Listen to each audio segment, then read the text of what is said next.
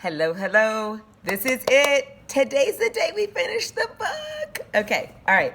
Uh, I, yeah, I'm a little sad, but that's okay. So I want to give a shout out again, like I always do, to Harcourt Incorporated for letting us post this online during this distance and remote learning. And without further ado, you guys, let's finish the book. Just a few minutes ago, I recorded the video for Monday, and this is Wednesday's video. So let us get right in to chapter 23. Chapter 23, Plans and Preparations. The first weeks of February 1776 were a time of feverish activity, all carried out in secret. At Washington's orders, Colonel Knox brought some of the new guns under the cover of darkness to Cobble Hill and to Lechmere Point near the Cambridge lines. Others were set up around Roxbury, but the main gun batteries and the big surprise for the British would be elsewhere. Near Roxbury, southwest of Boston Harbor, was a peninsula with steep hills known as Dorchester Heights. These ridges overlooked Boston and dominated the entire harbor. For some strange reason, though they had the troops and guns to do so, the British had not bothered to capture this strategic point. Washington's plan was to put most of Henry's cannons here on the heights, but it had to be done secretly. If General Howe got wind of the rebels' activities, he would attack without delay. Meanwhile, the British commander stomped along the deck of his warship, deep in his own plans. He now had 13,500 redcoats and tons of munitions, more than enough to launch a drive on Cambridge, but Howe was nervous about the weather. It was still winter.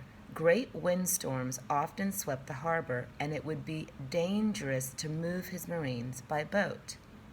The rebels, he thought, were getting weaker and had no artillery. So it wouldn't hurt to wait a little bit longer. Unknown to smug General Howe, the colonists were working feverishly to get their guns all in one place. Then, one night toward the middle of the month, General Washington decided to probe the British defenses.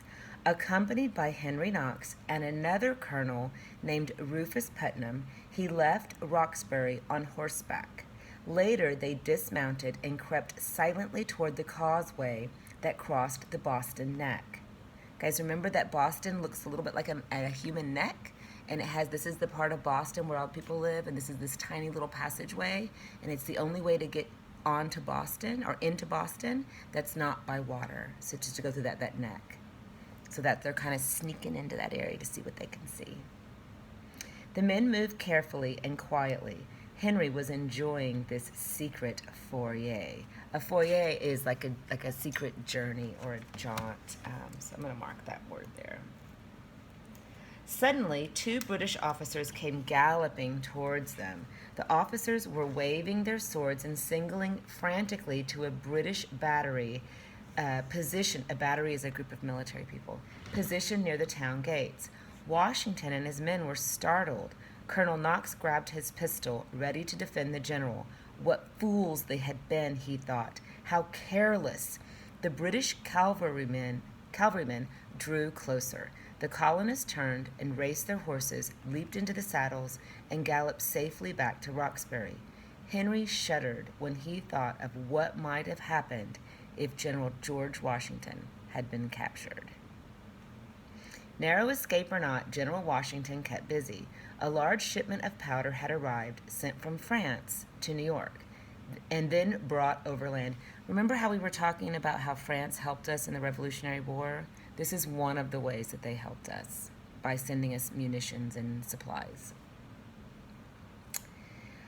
Had been brought overland. This, plus thousands of round shot taken from the captured ship or brig called the Nancy, meant plenty of ammunition for the Ticonderoga weapons.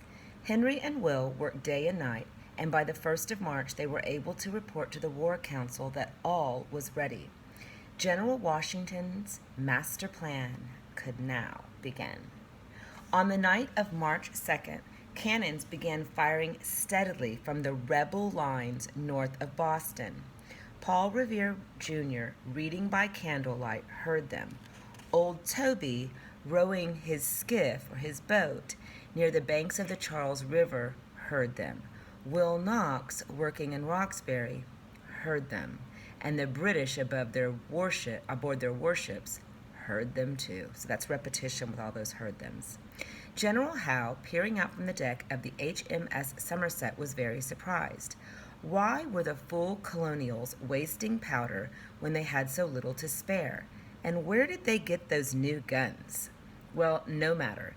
If the rebels wanted an artillery duel, he would jolly well oblige them. So he would say, okay, I'll come back at you. The British commander snapped orders to his adjutant. That's the person right below him. So that would be like if Howe is the principal of the school, the adjunct would be the assistant principal. And soon, guns of the fleet began answering the rebel barrage. For several hours, cannons on both sides banged away loudly at each other, and the following night the duel continued. Only light guns were being used, and in the darkness neither side did much damage, which is just what Washington had expected. For the truth was, this sudden, noisy barrage or attack was simply a hoax or a cover-up. It was a clever diversion. So they're trying to look over here, but really something over here is happening. So the diversion is a distraction. They're trying to distract them from what's really going on. So a clever distraction set up to fool the British and draw their attention away from Dorchester Heights. So guys, if you think about Dorchester Heights, I'll use my hand. So remember how the neck of Boston is here? So if you look at a map of Boston, you're going to see that Dorchester Heights would have been kind of up here. And it's this really hill, and it looks down over the harbor. Now that's a really good place to be because it's going to help cannonballs and things go further because they're going to have gravity on their side. Okay. During the daylight hours, Washington's ruse continued. He paraded an armed regiment along the ramparts of the Cambridge line as if preparing for battle. Knowing that spies would quickly tell the British, he assembled scores of wagons to carry the wounded. He also turned the main Cambridge barracks into a hospital to use in the coming attack. So guys, he's setting up all of these fake scenarios. He knows he's not really going to do this, but he's setting it up like he's going to, so that the spies will run and tell General Howe this is what he's doing. The British easily took the bait. Unaware of Henry's Ticonderoga prizes, or cannons, Howe and his officers concentrated only on Cambridge. They paced the decks of the ship, studied their northern lines with their telescopes, and worried about the activities in the area. While all of this was going on, Henry and Will, with their artillerymen, worked like beans to fortify or to make stronger Dorchester Heights. Washington had assigned many troopers plus 400 oxen to the job of hauling the biggest guns up the steep hills and setting them in place. But the winter winds had done their work. "The ground here is frozen," Henry had said unhappily to Will. "It's like iron. We will never be able to dig trenches." So a trench is like a valley, or so they can climb in there and then sneak out and shoot, but it'll be kind of like inside. So this would kind of be a trench. So they could get in here and then shoot over the edge so that they would be able to be safe. Okay, so Will frowning, his mind racing. If we can't dig down, let's try building up. The young soldier relished solving tough problems, and in no time he and his men gathered huge bundles of loose branches and tied them all together. These bundles were called fascines. This is like just a shelter sort of thing. Placed upright and jammed one next to the other, they formed solid musket-proof wall. He also had dozens of empty barrels rounded up and filled with rocks and sand. These were hauled up the hill and placed in front of the fascines. The heavy barrels gave strength to the makeshift wall. They also had another use. If Howe's Marines stormed Dorchester Heights, the barrels, chained together, would be rolled down, smashing into the British lines. Once this crude parapet was in place, openings were cut for the muzzles of the big guns. Then one by one the cannons were hauled uphill by straining teams of oxen. With so many men and animals to help, the work went swiftly. But Henry laid down strict rules of silence.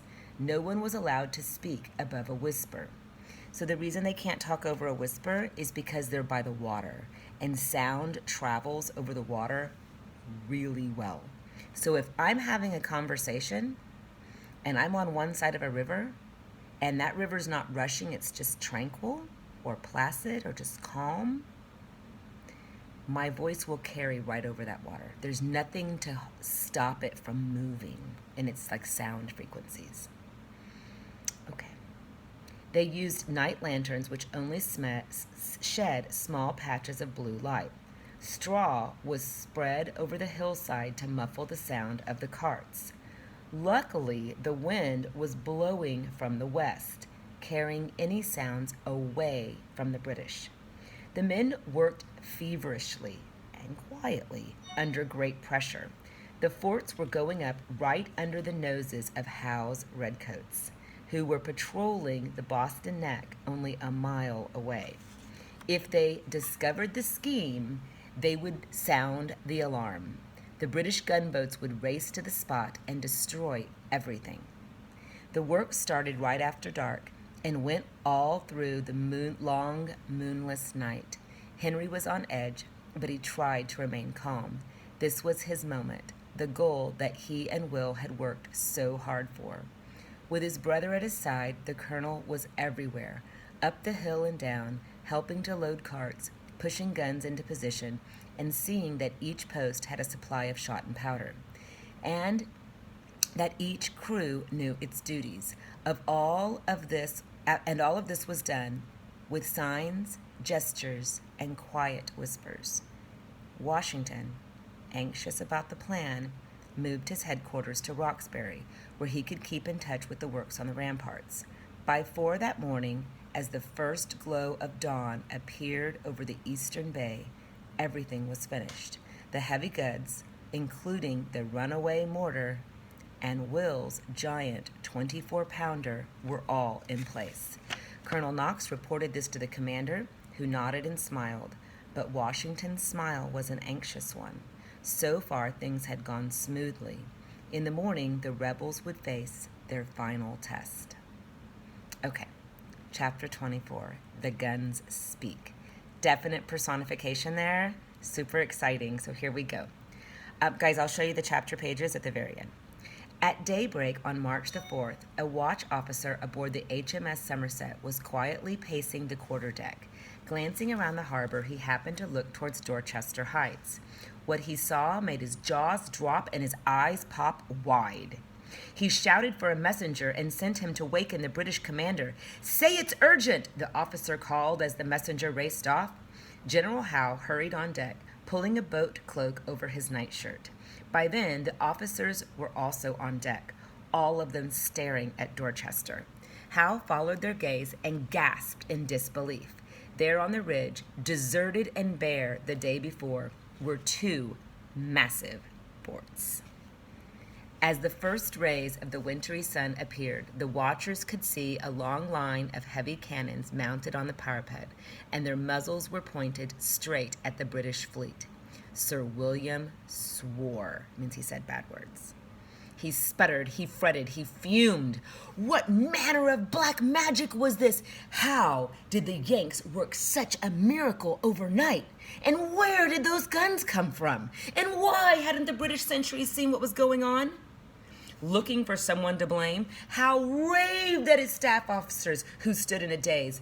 Just then, there was the long rolling drums of the Dorchester ramparts. Standing behind the fascines, General Washington nodded to Henry Knox. "Let's begin, Colonel," he said. Henry raised his arm and he swung it down. Boom! Crash! Crack!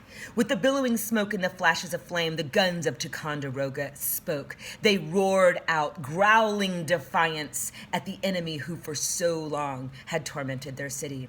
Startled by the sounds, Paul and many other Bostonians pulled on clothes and raced to the waterfront to watch the spectacle and cheer wildly.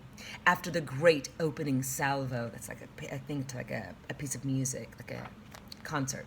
Henry's guns were hauled in, sponged out, reloaded in with powder and shot, and once again they roared in loud triumph. Boom! Crash! The cannonade thundered across the harbor, sweeping over the city, rousing its citizens. In rumbling, Will Knox heard a magic echo of things to come. To his ears, the blast was a song of victory, a mighty shout of freedom, a challenge to British rule, and a roar of support for the colonies. None of the cannons had been aimed, and most of the shots fell harmlessly, sending up a forest of waterspouts around the blockading ships. But this was deliberate on Washington's part. His goal at that point was not to sink ships or take British lives. The Dorchester Heights gunfire was symbolic. Washington wanted a gesture of power, something to show the British the danger of their position. He sent a strong message to the enemy. The siege is over, and the tide of battle has turned. General Howe was furious. He hated to accept defeat. Signal flags raced up the main mast of the Somerset. Guys, that's that white flag that you see people waving the white flag saying we surrender. That's what he had to do here. This is big. Guys, this is a huge moment in the American Revolution. Right here. Here it goes. And due to...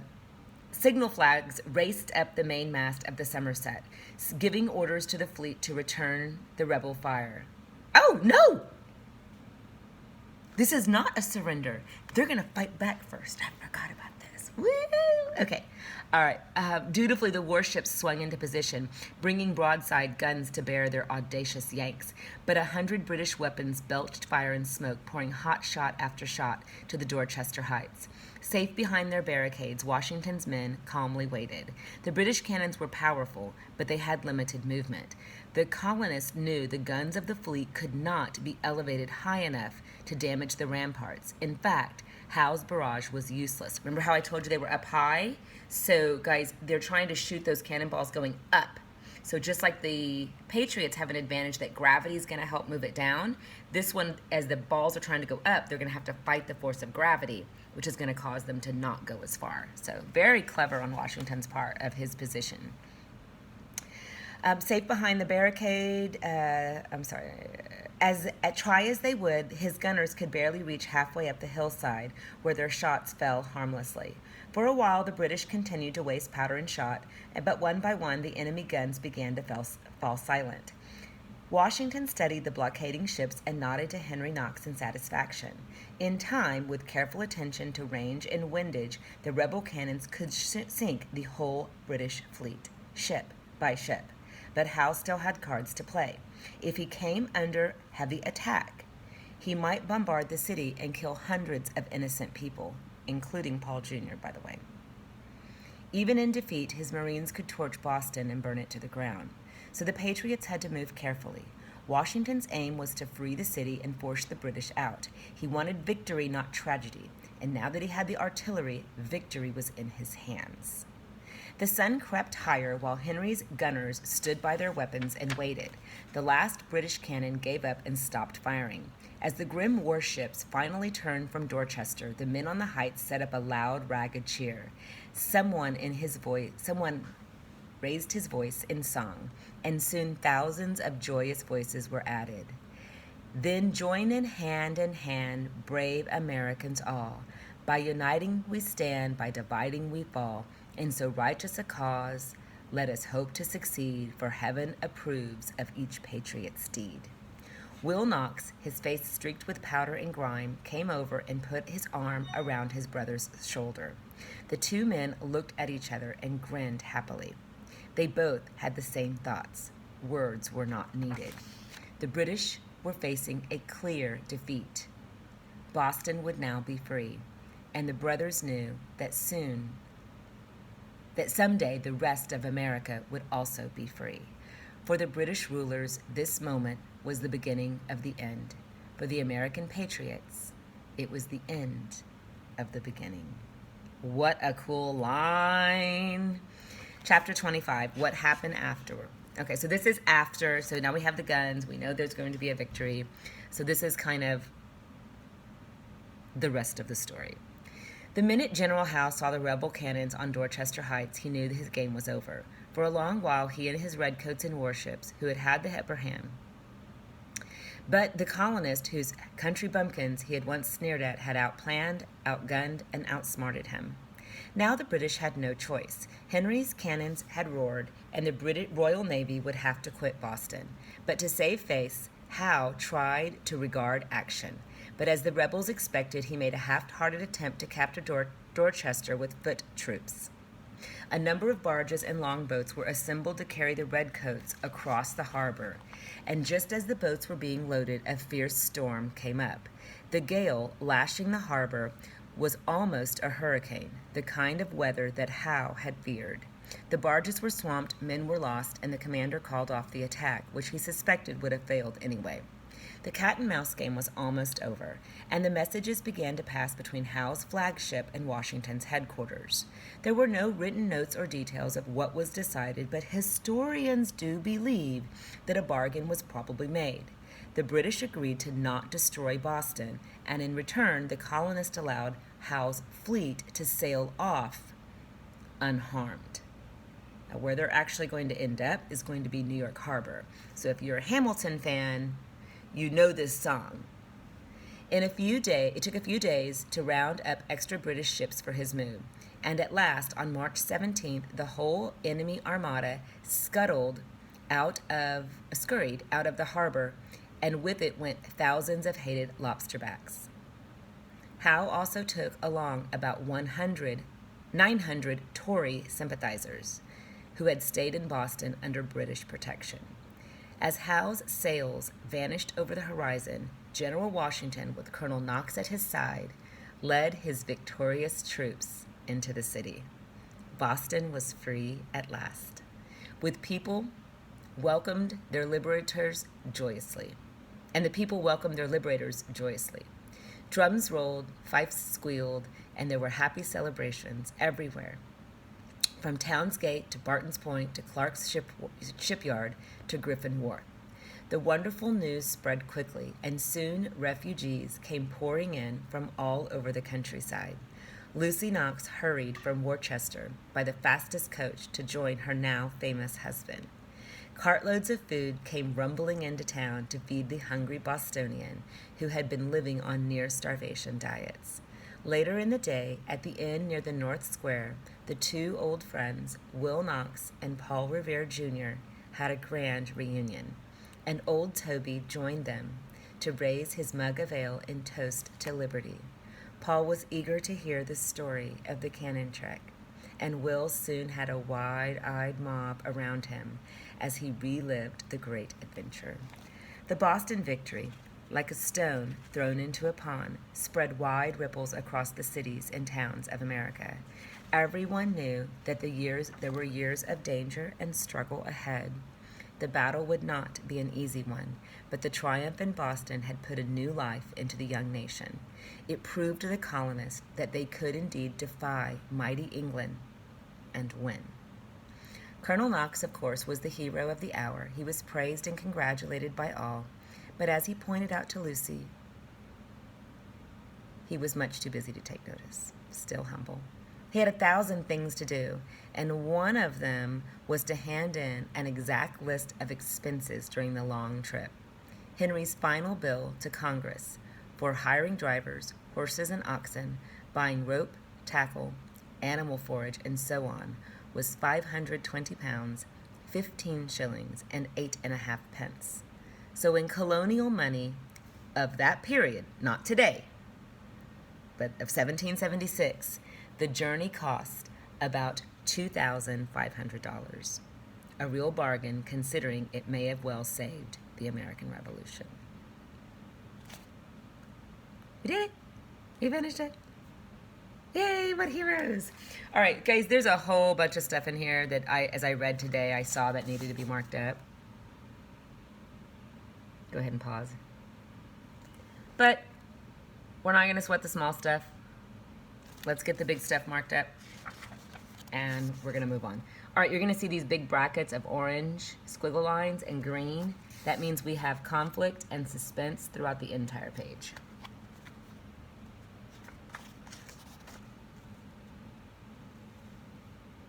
So just, those are fast markups. Don't worry so much about the vocabulary. I have the vocabulary marked in mine so that I know to give you a different word when we get to that word. I love this, this chapter title called The Guns Speak. Such great personification.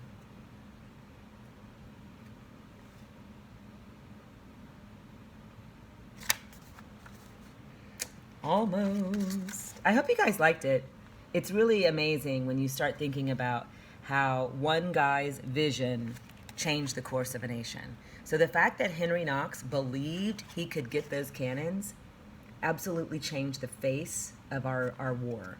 And this victory was a big victory. I mean, we needed it. We needed it for our own moral reinforcements, but we also needed it because without Boston and this victory, we would have never had the rest of the battles to come, actually. I mean, I don't have anything marked on the last page. That didn't make a lot of sense. Let me reword that. Without this victory in Boston, guys, we would never have had the confidence to continue on. So it was a really a big game changer for us. We're going to talk a lot about this in tomorrow's Zoom class. Hopefully you read your chapters. I miss you guys. I'll see you tomorrow in class. Okay? Peace out. We'll talk tomorrow. Bye.